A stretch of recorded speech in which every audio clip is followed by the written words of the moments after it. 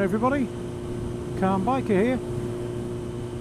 Just out on a Saturday afternoon ride, and I really need to get my tyres changed because now that everywhere's wet and muddy and slippery, these tyres are definitely summer tyres. Definitely need these sorting out, they're awful. I don't know, all the birds are after me. Oh dear, 1970s joke, I do apologise. At least 2 people have now nominated me to do this Game of Fours thing.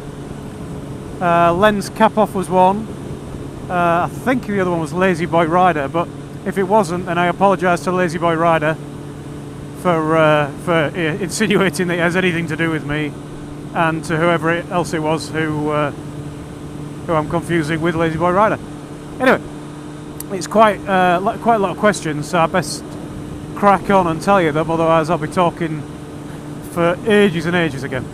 So Game of Fours, 4 questions, 4 answers to each question. Starting with, what is your favourite food, or what are your favourite foods? Now, a lot of you probably already know that I am a, well, some would say a picky eater. I'm always getting asked by people, are you still on that diet? As if I'm somehow on a diet. But I am quite limited in what I eat. So by choice I'm vegetarian. Not vegan, although I've considered it. But by choice I'm vegetarian, not by choice I'm diabetic. And I, as I've mentioned before, right back in my early days, my diabetic vlogger vlog, I tried to deal with that by eating a lovely high-fat diet, which helped me lose a lot of weight. I know it's heresy nowadays to talk about high-fat, but I eat high-fat, low-carb. So a lot of what used to be my favourite foods, I just don't eat anymore. So my favourite foods now, I've got some quite basic ones, I suppose. I'm a big fan of peanuts. I do like peanuts. They give me good bit of protein and a lot of fat in them and very little carbs, and they come in all sorts of different flavours, which is nice, and they fill you up quick. So even though they have a lot of calories in them, for those people who are worried about diets, even though they've got a lot of calories in them, a lot of those calories you can't burn anyway because the fat's locked away, but they fill you up quick, which is good, and they give you good energy without a sugar rush.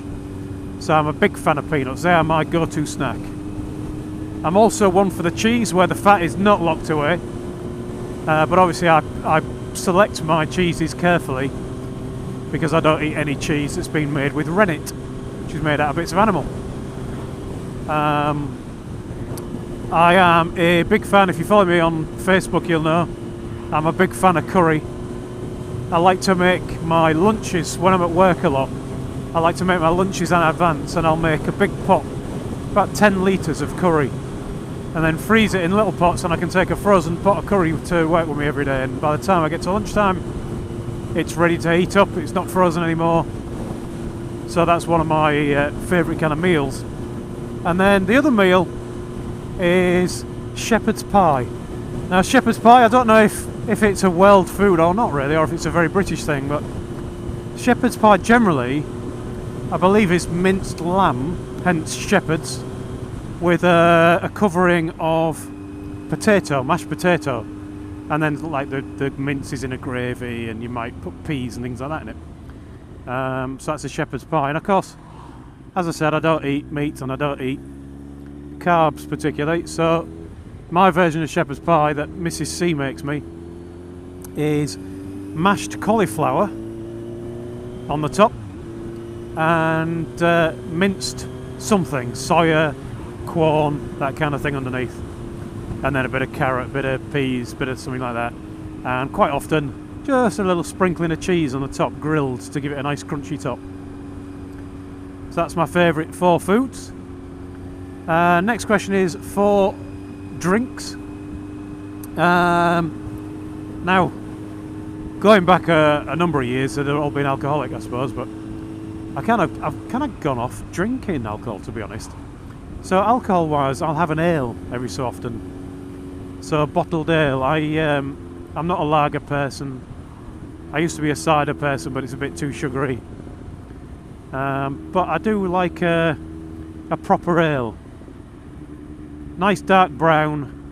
Shouldn't taste nice, that's not the point. Should be an acquired taste. And should be served warm. And it shouldn't fizz. There should be no, beer and fizz are not supposed to go together in my mind. So a nice room temperature brown ale, something like that.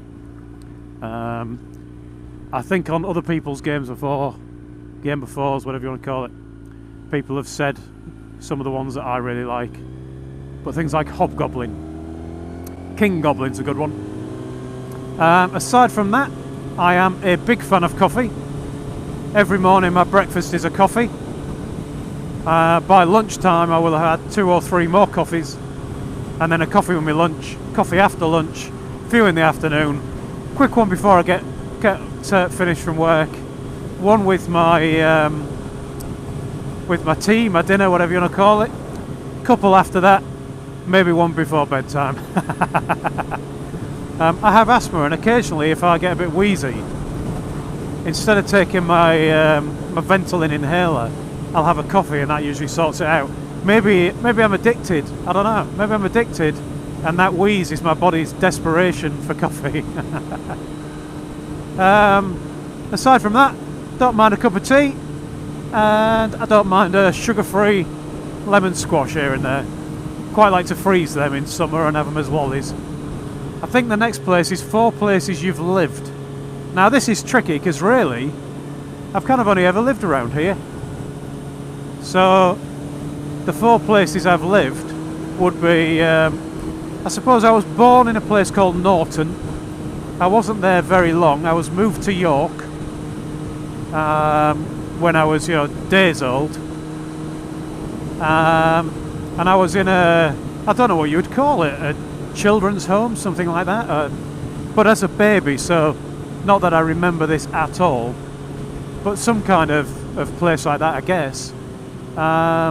Before, while still a baby, I was adopted by my parents and moved to Hull. So really, yeah, I grew up in Hull, even though originally I'm from Norton.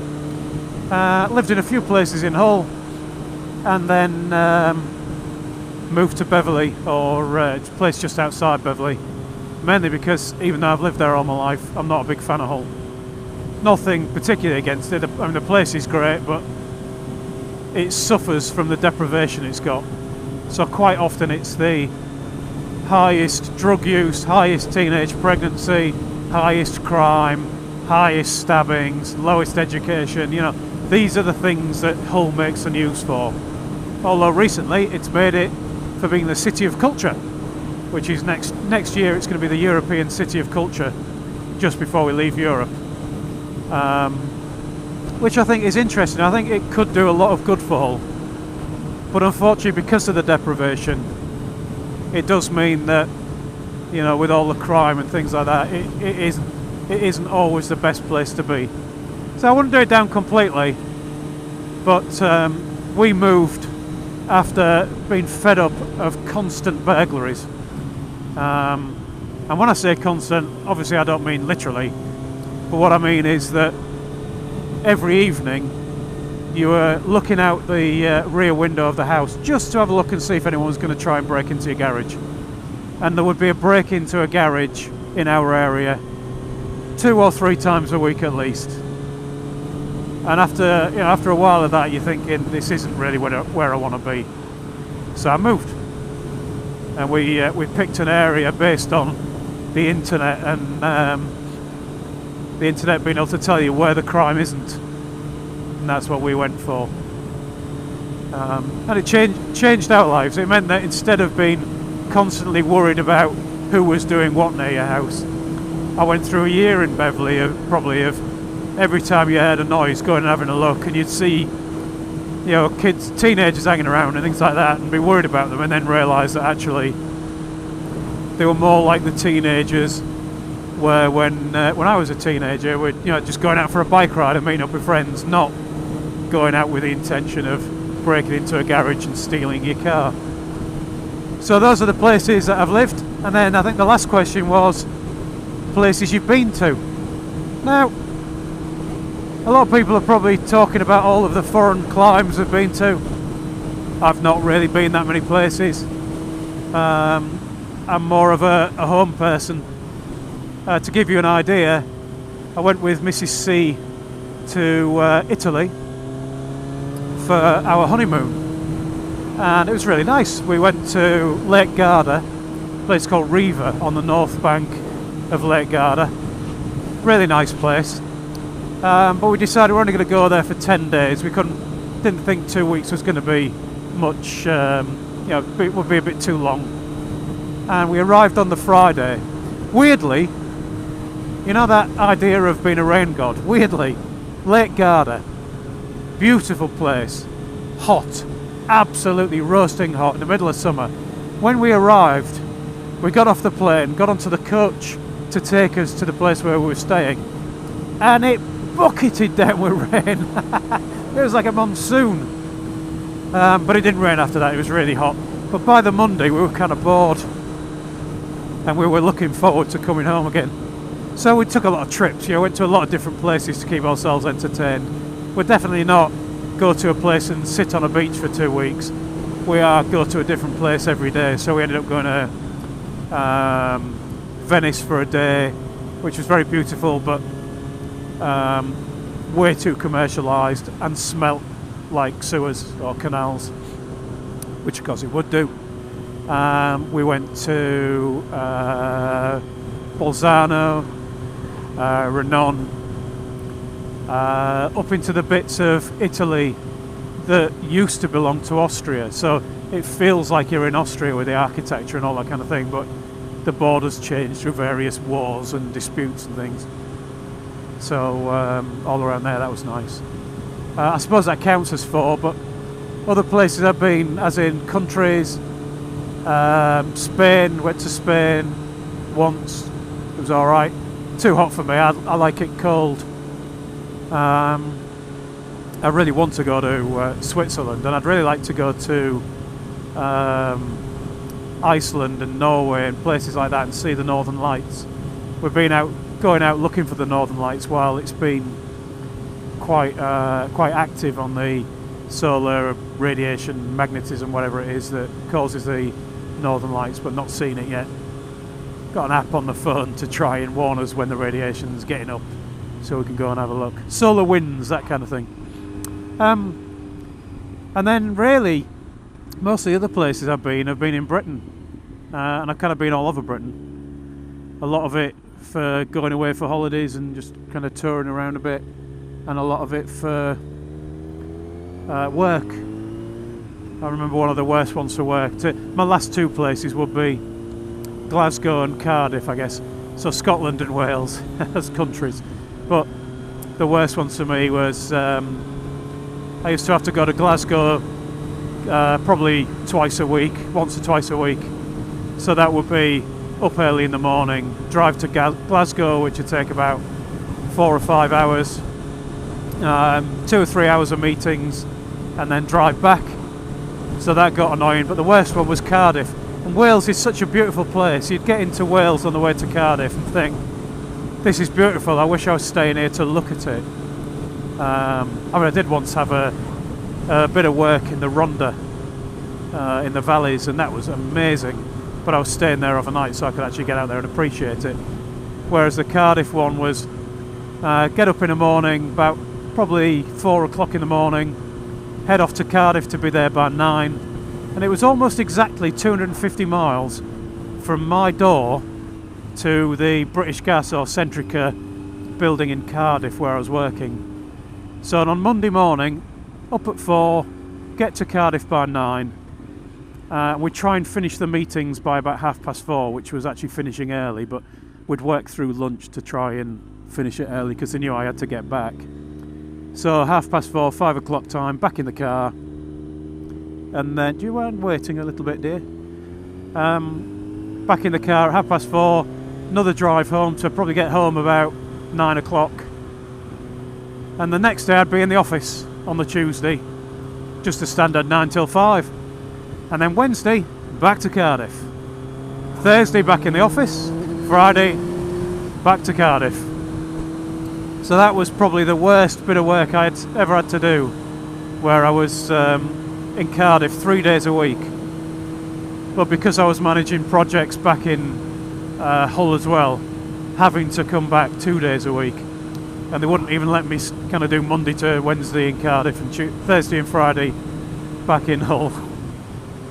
So clocking up about 1,500 miles a week and not really seeing the place, which is a shame. Been back since though. Lovely place, Wales.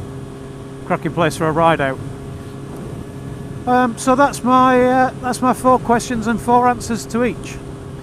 Now there is a last question, which is nominate 4 people to do the game of 4s, and probably everybody I can think of who might do it has already done it, who are kind of active vloggers. So I kind of think if you want to do it, just do it, and by all means say I nominated you.